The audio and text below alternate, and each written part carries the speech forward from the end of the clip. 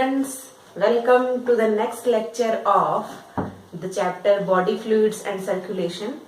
And here in this chapter or here in this topic, we are going to discuss about the measurement of blood pressure. How the blood pressure is going to be measured. In our previous lecture, we had discussed about what is blood pressure and the instrument which is used to measure the blood pressure. Here the process of measuring blood pressure by using the instrument called as sphygmomanometer. So here is measurement of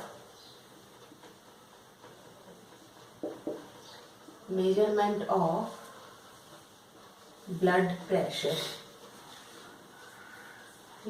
So with the help of using sphygmomanometer, the instrument which is used as measuring the blood pressure is called as sphygmomanometer.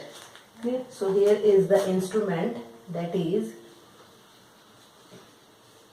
sphygmomanometer, which was modified by N. Korotkov. ठीक है, जो scientist हमारे पास है जिन्होंने sphygmomanometer को use किया इसके लिए ब्लड प्रेशर मेजरिंग करने के लिए, that scientist was N Korotkov. Clear? Now how this is going to measured. The blood pressure is measured with the help of indirect method. ठीक है, स्फिग्मोमैनोमीटर से जो ब्लड प्रेशर हम यूज करते हैं, ये एक इनडायरेक्ट मेथड है ब्लड प्रेशर मेजर करने की. इसमें एक्चुअली होता क्या है, इसमें मरकरी के लेवल पे हम ब्लड प्रेशर मेजर करते हैं. ठीक है, तो जो इंस्ट्रूमेंट है दैट इज स्फिग्मोमैनोमीटर, इस इंस्ट्रूमेंट में एक ट्यूब हमारे पास है. Here I am going to draw the diagram of the instrument. So here is a tube like structure. On this tube, markings are there. So here is the marking.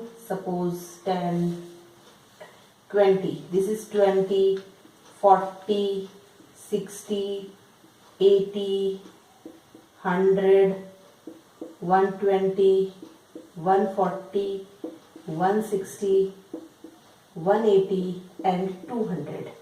These type of markings are here.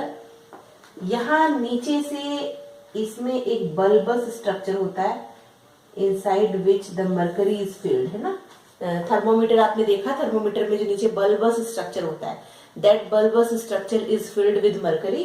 Exactly here also the bulbous structure is present and this bulbous structure is also getting filled with the mercury. Now here a cuff is attached. Okay, so what is here? Here is a cuff. So this one is the cuff which is going to attached with it. ठीक है, इस काफ के साथ में यहाँ पर एक nozzle लगा हुआ होता है या एक पंप लगा हुआ होता है. With the help of this nozzle or the pump, we are going to fill the air inside it. सो ये एक इस तरह का नोजल लगा हुआ था, एक पंप है ना, उस पे यहाँ पे इस तरह से एक नोजल लगा हुआ होता है. So this type of instrument is sphygmomanometer. जब हमें इस इंस्ट्रूमेंट को यूज करके और ब्लड प्रेशर मेजर करना होता है, then at that time what we are doing, this cuff is wrapped around the upper arm. ठीक है, ये जो काफ है इसे हम अपने अपर आर्म पे रैप कर देते हैं. Clear? So here what is the first step? The first step is the cuff or this cuff is going to wrapped around the upper arm. So the first step is the cuff is wrapped around the upper arm. Okay. So the first step. Now this cuff is getting inflated. Why this is getting inflated? When this pump is using to fill the air. ठीक है, इस pump को जैसे हम use करेंगे, then this cuff gets inflated. So the second step is inflammation in the cuff. inflammation in the calf.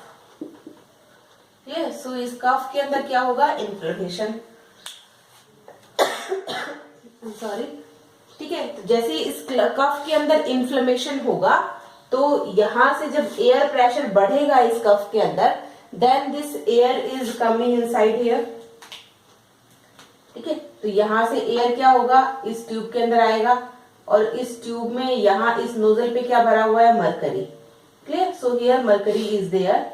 जैसे ही air का प्रेशर इस मरकरी पर लगेगा, the mercury is going to rise in this tube, ठीक है। Mercury इस tube में राइज होना स्टार्ट करेगी और हमें इसको कहां तक राइज करना है, टिल द एंड ना, जहां पे 200 हमारे पास मार्किंग्स है, तो 200 तक हम इसको क्या करेंगे, मरकरी के लेवल को 200 तक इसको इजीली ऊपर तक मूव करने देंगे। तो तब तक हम क्या करेंगे, इस पंप से इसके अंदर एयर डालते रहेंगे, ठीक है। तो जैसे ही ये मरकरी 200 पे आएगा, जब ये मरकरी 200 पे आएगा ना, 200 पे इसका कॉलम राइज होना शुरू हो जाएगा।